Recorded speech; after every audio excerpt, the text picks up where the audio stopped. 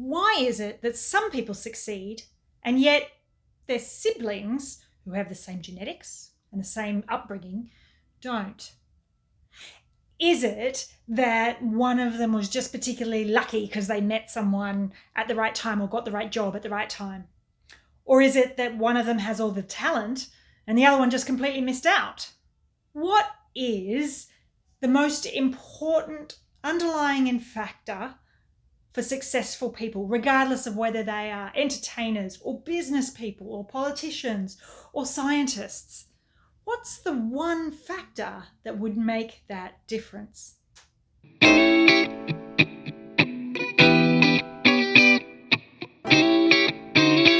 The book Mindset by Carol Dweck explores the idea that your mindset or your belief about your abilities is the number one determiner of whether you'll be successful or not. When I read the book, I got 5 main points from it. The first point is I learned what it means to have a growth mindset. Now, this is all the rage these days, talking about a growth mindset, but what does it really mean? Well, it means that your beliefs about your own abilities are that you can grow them, that you can learn and continue to improve your abilities for your whole life. Whereas a fixed mindset means that you think your abilities are set in stone. You just have what you were born with. You can practice them to a certain amount and make them a little bit better, but you can never really make much improvement. But a growth mindset is where you think that with effort and hard work, with some adaptability and changing your strategies as you go along and as you learn, and also as you get feedback from knowledgeable people, with all of those in play together, you can actually grow your abilities far beyond anything you would have thought. The second point was how having this growth mindset leads to greater success through life, whether it be in athletics or academics or entertainment, even in relationships. The real reason people with a growth mindset are more successful is because they'll push themselves more. They aren't as scared of failure because they see failure as a learning and it's part of the journey. So it just reflects on where they're up to in the journey. And so if they fail, that's because they've still got further to go in the journey. Whereas people with fixed mindsets see failure as a reflection on themselves and a reflection on their abilities that can't be changed. And so they end up seeing the failure as a reflection on their own self and personality. So you want to then avoid that failure. And as a result, you won't try things where you might fail. And as a result, you don't push yourself as much as the people with the growth mindset do.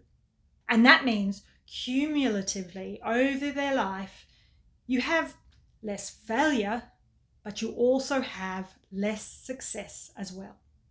And the third point was similar. That is that people with a growth mindset are more likely to persevere when there is a setback.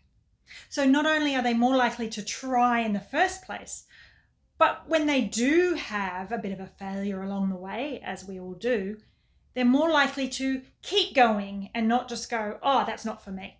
The fourth point was one that's particularly relevant for those parents out there and for myself as well. If we praise people, kids especially, for the results of what they do, we praise them because they did super well on a test or they scored lots of goals in the soccer game, then they start thinking that they're only as good as their last result.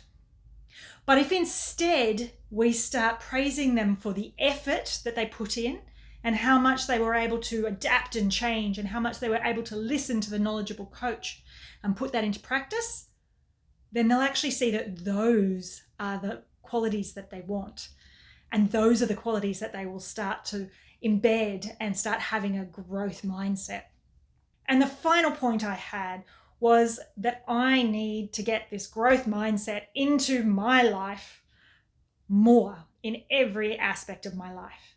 So there are quite a number of things I've started doing to get that growth mindset. I've started trying to embrace challenges.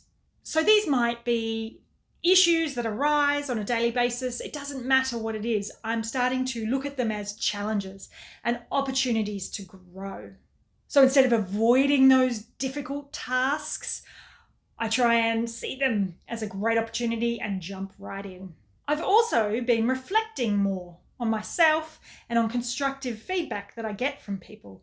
So if James starts telling me, hey, you probably didn't need to lose your temper at the kids this morning, there might have been a different way to deal with that situation, I've started taking that on board and going, yep, you know what?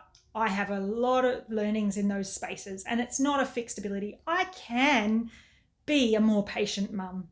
I can be a more effective mum without yelling at my kids. I just need to learn and grow in that area. I've also put in concerted effort to learn from my failures.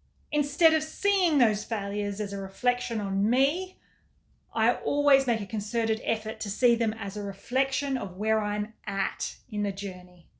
And one of the ways that we've been doing this as a family to try and embed this in our lives is each night at dinner, we talk about what we're grateful for. So each of us has one thing that we're grateful for, but we also have one thing that we found challenging today and one thing that we learnt from. And so we also say what we learnt from that challenge. Now, we may have failed or we may not have, but we make a really big effort to try and celebrate those well-intentioned failures so that we don't get discouraged by failures, but that we see that those are great opportunities for learning. I've also started cultivating a real love of learning.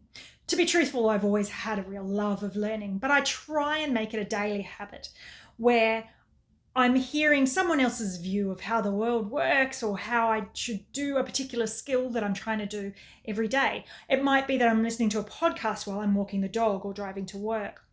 And then every Sunday in my me time, which is my time to myself when I'm doing my watercolors, I'm always trying to push the boundaries and do something a little bit different in that watercolor and just make sure that I'm always learning. And finally, I'm trying to surround myself with people who also have a growth mindset. We all are a result of the people that we hang out with. So I try and make sure that my friends, my family, and the ones that I have to hang out with also have this great growth mindset, and that we don't all just get into this fixed state of, I can't do it, or that'll never work for me. As I've been doing all of these just little things, I've started noticing that I do have more of a growth mindset and that I am willing to give new things a go much more and take on new experiences much more. And that cumulatively is what's going to lead to greater success for you, for me. If you can get your hands on a copy of Mindset by Carol Dweck, I strongly recommend reading it. Stay tuned for the next book review on this channel.